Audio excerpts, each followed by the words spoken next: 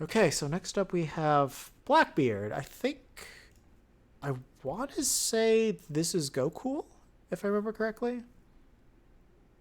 Oh no, this isn't. Monty. So this somebody was talking about a junior. Who was talking about a junior?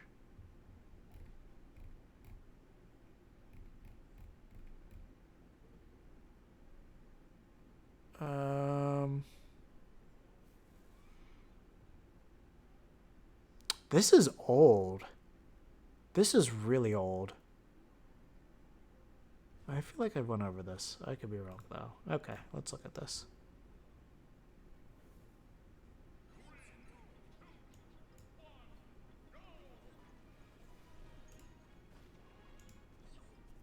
But yeah, I mean this is no, this isn't. So it's a junior player, but they're playing Link and Mario. So unfortunately, I won't really be able to commentate on the junior matchup. The junior matchup isn't too different from what it was before, but some things have slightly changed, just because they made him a better character.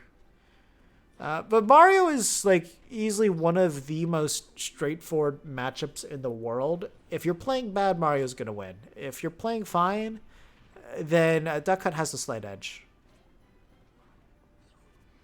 Like the thing with Mario is he has no range, so you're able to keep him out very nicely.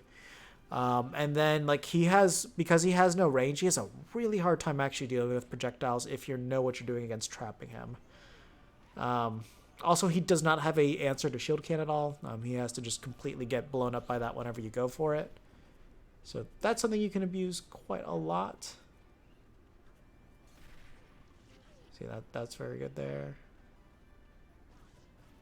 Yeah, so I don't really like that use a down tilt can right there. And you always got to be careful whenever you use clay pigeon. Yeah, he could have actually punished that F tilt, but no worries with playing too safe there. It's like he's at a percentage where basically anything can kill him. He used his jump. That was so bad. Yeah, you've got to be so strategic with how you use that air dodge. And this is offline too, so it's like I can't even blame like Wi-Fi Johns on that one. Like that was just horrible timing. Good call out on the jump there.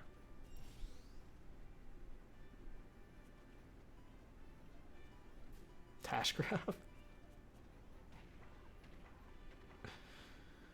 I really don't like his DI on that, but at the same time, if you DI out, you do run at risk of getting fared. So he might have been just at the percent where it might have been a true combo. So it's hard to say.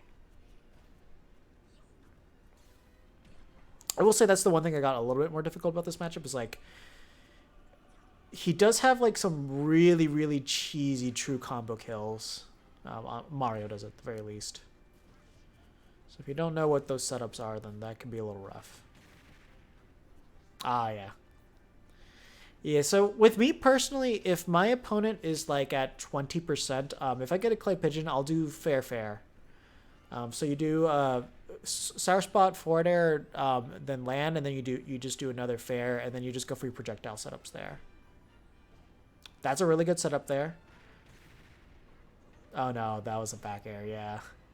If they're sub 100, they're not going to be in a position to get hit by up air unless they have really weird DI. And he was low enough he could have thrown out a can and not had to worry about that. That was good. Yeah, he wasn't looking out for that. He could have actually just like tilted back and gone for the F tilt trade and then probably would have killed him there. Yeah. Shokan was the answer. Because it would have dealt with any attack and as you saw with that grab.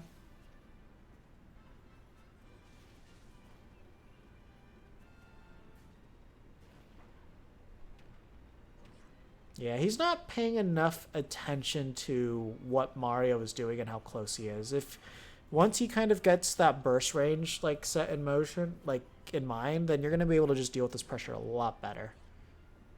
Like okay, if you're getting hit by your own cannon in a fashion like that, you're starting to play a little bit flustered. If Monty's a good enough player, he'll pick that out.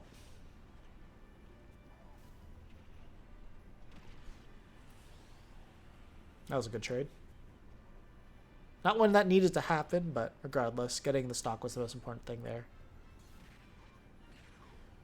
That is something that you can play for, shield pokes with Clay Pigeon, just because those hitboxes are so generous for it.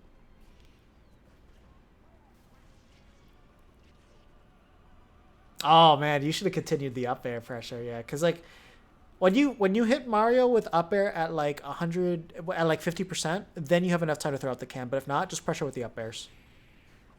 Ah, yeah. If you're at 150, can aside kills you. Oh hey, there you are. I'm kind of surprised you sent me a match this old. But yeah, regardless, I don't know when you came in. But yeah, the main thing is just shield can's very good, and then just be more aware of how close he was to you. He was way too close to you for you to be throwing out a lot of those projectile options. Also remember, you can against Mario in particular, you can utilize pivot grab. Just re-show that hitbox again.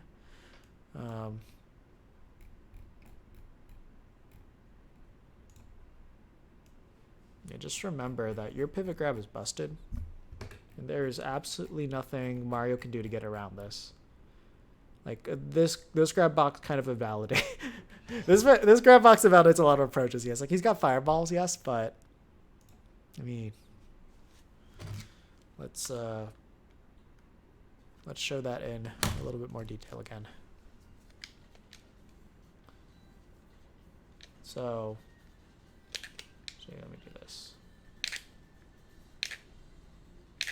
There we go. Like that's Mario's not getting around that. So as long as you go back and pivot grab, if you see Mario approaching you and like he's pushing forward, he's not going to really realistically have an answer for that. And if you see him fading back, you can also do that too. Just approaching pivot grab too. So don't forget that. Very good option.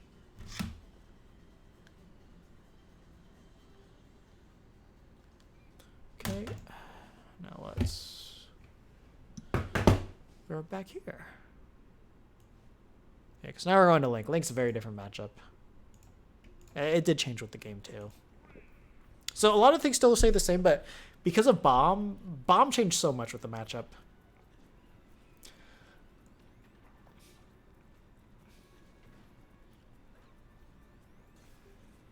Yeah, no, like in a case like that, it's hard to really just go against it.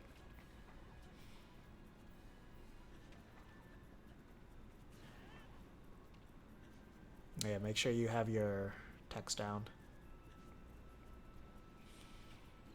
Also, don't be afraid to throw out Gunman. Gunman's very good for this matchup because, like, basically, it acts as an auto block to the boomerang. So it provides zones that boomerang cannot get around. The one issue that you have with Gunman is that if he throws the bomb to them, then basically you know where that explosion's going to go. Which inherently in itself is not a bad thing. It's just that you need to be aware of it and know how it can be used against you.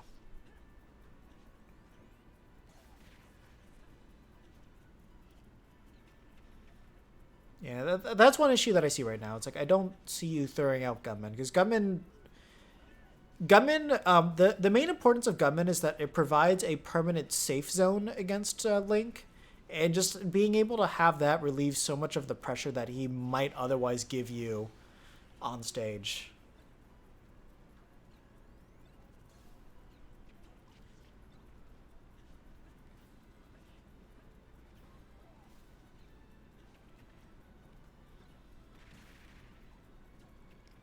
Oh, for a second I thought the bomb just disappeared. I was like, the hell? I didn't know it could do that. Oof, yeah. No, just do not be spamming clip. Do not. Just don't do those things.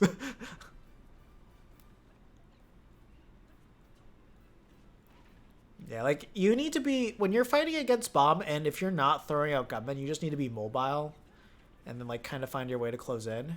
And then after that, you just kind of abuse his bad frame data and then his lack of landing options.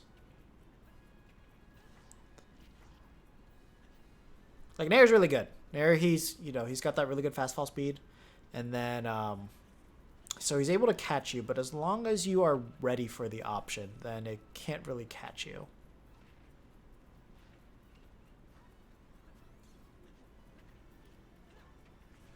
Okay. That's the thing. Like, you Cannon Gunman are your two go-tos in this one. Clay Pigeon you're pretty much never using, unless you're making like a very very hard call out. Oof, yeah, he just mantled you there. Yeah, so that's your big issue. Like, you were committing way too hard in areas that were gonna just completely punish you. The other thing too is, yeah, you're committing way too hard with like clay pigeons. You weren't thinking. I don't think I saw you throw out a single gunman. Like maybe there was one, but I don't think so. When you throw out gunman, just remember if a boomerang, if it hits it, it's gonna go back immediately. That's a safe space. And then if he throws bomb there, then that's going to be an automatic explosion that is not going to go past this certain vicinity. So that gives you like an automatic guarantee. Giving yourself more of those guarantees is better, because then once he throws out boomerang and he's got bomb out, then then it kind of becomes like a Castlevania boss at that point. You know exactly where those projectiles are going to go, and there's nothing he can do to change that. So once you have those set in stones, you can figure out exactly how to navigate your can around all of those things. And then let's say he blows up the gunman, then the gunman's a permanent wall there and he can't do anything about it, especially if he gets the standing variations. If he gets the knockdown one, then that changes things a little bit. But once you get those out, then you could just kind of get the can there and then kind of manipulate what he does. And then if he hits it, have your own plans of actions against those different hits too. I knocked down my Pro Controller. There we go. So yeah, yeah. I mean, I know this is old, so you might play this matchup differently now. But yeah, just think about if you struggled with it. Just think about experimenting where you're placing down your gunman and what purpose it's doing. Most of the time, it's not to get the bullet out. However, when the bullet does come out, it controls Link very well. Knocks him in the air, where he's not going to be the best because he doesn't really have too many good quick options there. And then it also kind of interferes with how you'll throw out boomerang and bombs and all that stuff too. And it just gives you an opportunity to get below him to provide some pressure, or just gives you just enough time to get that can out, which all of that's very important. So yeah, just think about how to use gunmen in this matchup, and you'll definitely notice like a huge relief in neutral. And I think that's, once you get that part down, I think everything else should fall in line. But if you do have more questions when you get to certain things, just let me know. We can go over it.